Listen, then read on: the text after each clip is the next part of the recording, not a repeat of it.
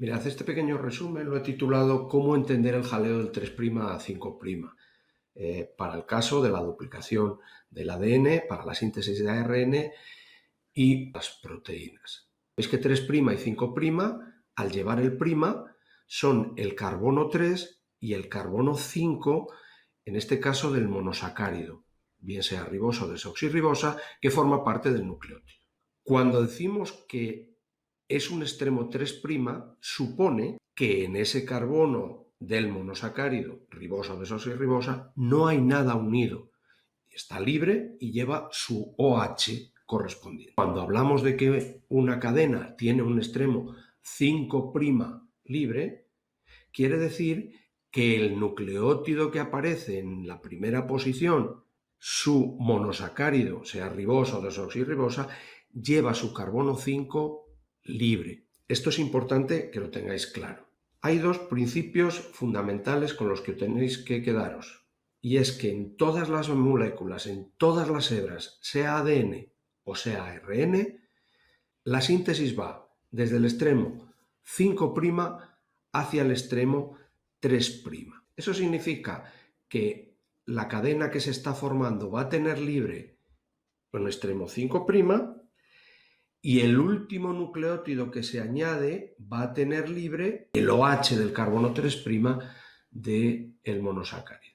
En el caso de las proteínas, el extremo libre, por un lado, va a ser el grupo amino, porque se une el grupo ácido de un aminoácido con el grupo amino del siguiente. Sí, el primer aminoácido va a tener libre el grupo NH2 y el último va a tener libre el CO. El color azul y el rojo están puestos adrede, ahora explicamos por qué. Bueno, en esta tabla que parece un jaleo hay un resumen de cómo sería, fijaros, si yo aquí tengo una molécula de ADN, veis una cadena y la otra. Como son antiparalelas, si una empieza en el extremo 5', aunque la otra también empieza en el extremo 5', pero veis que al ser antiparalelas están, como ya hemos visto, cambiadas. De manera que si esta cadena, ¿cómo crecería? Imaginad que yo copio esta, pues crecería A, T, G, G, A, C, en esa dirección. Si la que copio es la de arriba, ¿cómo crece la de abajo? Veis que ahora empiezo desde aquí, porque empiezo siempre por el que tiene el extremo 5' libre.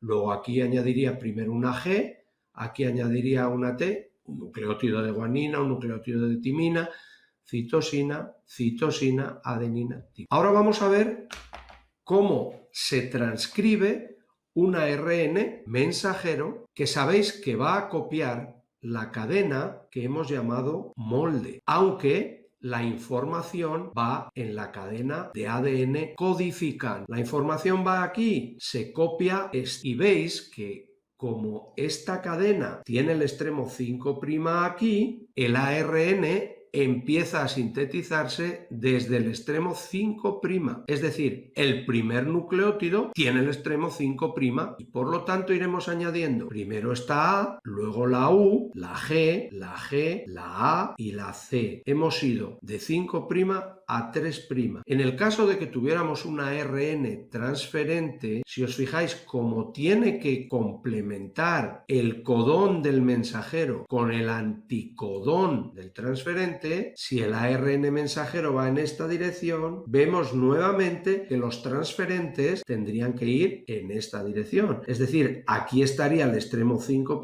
libre y el transferente tiene G, U, C como anticodón. C, A, U.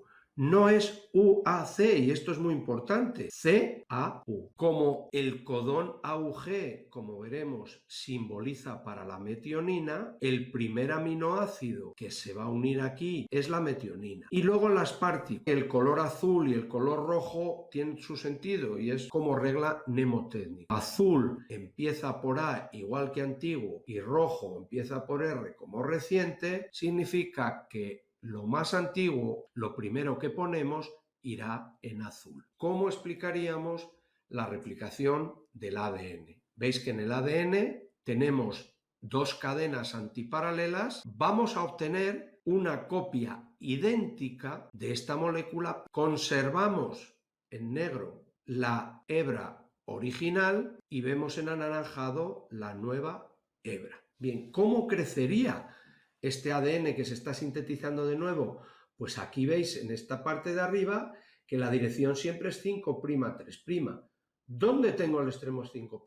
Aquí, en esta cadena, el extremo 5' está aquí. Añadirá primero una A, luego una T, luego una G, y veis cómo va creciendo A, C, complementaria de la G, A, T, T, A, y va creciendo en esta dirección. Veis que ponemos que esto es lo correcto. Si queremos sintetizar la misma cadena abajo, ahora el extremo 5' lo tenemos aquí. Yo no puedo empezar por el extremo 3', con los fragmentos de Okazaki. Si os fijáis, los fragmentos de Okazaki empiezan, como debe ser, por el extremo 5' y llegan al 3'. Este fragmento veis que crece en esta dirección, lo cual va en contra, pero claro, es que estas cadenas son antiparalelas. Entonces, CGTA y no ATCG, GTAT.